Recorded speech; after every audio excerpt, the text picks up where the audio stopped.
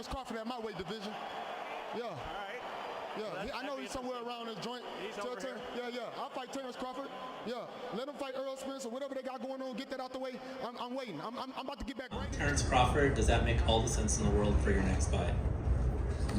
Yeah, you know, Terence Crawford could be on the radar. I think he already probably been on Twitter, you know, like lip wrestling with the internet, just to get some clout, some fans, and it's fine, you know. But you know, he's a champion. He's great at what he do, and you know, my brother Earl got to get it on with him. And Earl want his lick back, so. Man, Charlo gave him too much respect, man. Too much. He didn't fight his fight. You feel like he was already scared going into the fight, like he was already I don't defeated? know if he was scared or not, but you know, Canelo did a tremendous job in there. He did what he had to do. Terence Crawford's name keeps coming up, and I know he's a lot smaller than you. Is that a fight that you would ever consider under any circumstance?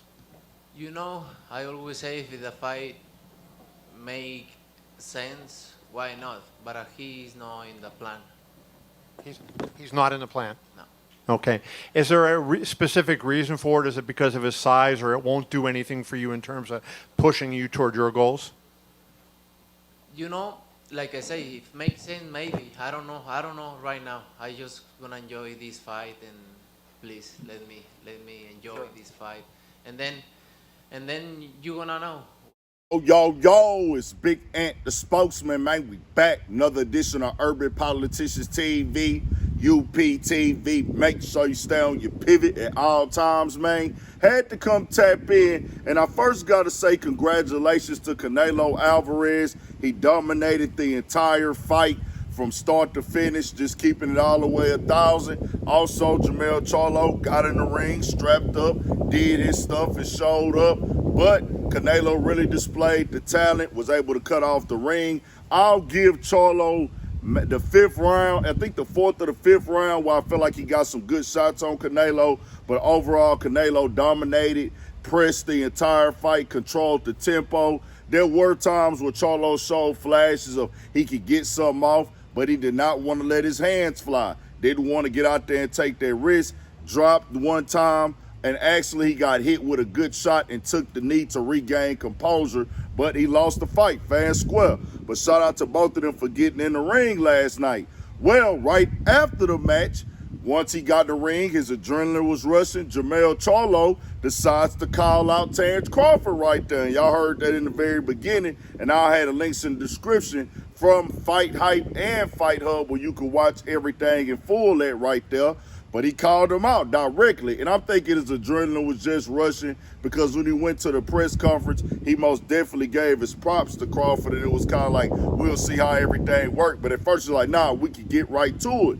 Well, Fight Hub caught up with Crawford walking out of the fight, and he said, hey, man, he ain't want to let him fly, man. He ain't want to let him go. He had too much respect for him. And then he went to Twitter after and was like, you know what? This nigga called me out in the ring right after the fight. And he said this: Charlo, you went out sad. You didn't even try to win. All you did was try to survive. You should be ashamed of yourself. Okay, y'all, I'm over. Charlo, he's no longer on my hit list. He went out there and laid down and let Canelo spank him like he was his daddy with no type of resistance. Congratulations, Canelo. You made this so-called lion look like a baby cub. And I ain't gonna lie, this is boxing, it's entertainment, but I keep it 1,000. Charlo, you did not go out there and let your hands fly. It didn't. It looked like you was trying to survive, just keeping it all the way 1,000. To get out there and beat Canelo, you gotta take that risk at times. You can box and move the ring, utilize the ring, most definitely, but you gotta get in that exchange with him. But we know Canelo got that power. We know he got the defense, he got the head movement, and he'll walk you down. That's just what he do. Now, y'all heard what Canelo had to say to Crawford right there. Hey, I'm not really focused on him or nothing like that. Just let me enjoy my victory. Crawford will be fighting Spence on a rematch to my understanding right now. But he said he ain't worried about Charlo. Nigga, you ain't got it for me. Charlo, you got to get back in there, show some domination on somebody, bro, to get people back involved, thinking you going to let them fly. I know it's in you, but you did not show it last night. It happens at times. To be fair to Charlo, he had to jump up in weight. A lot of people don't understand how critical that weight is in boxing, man.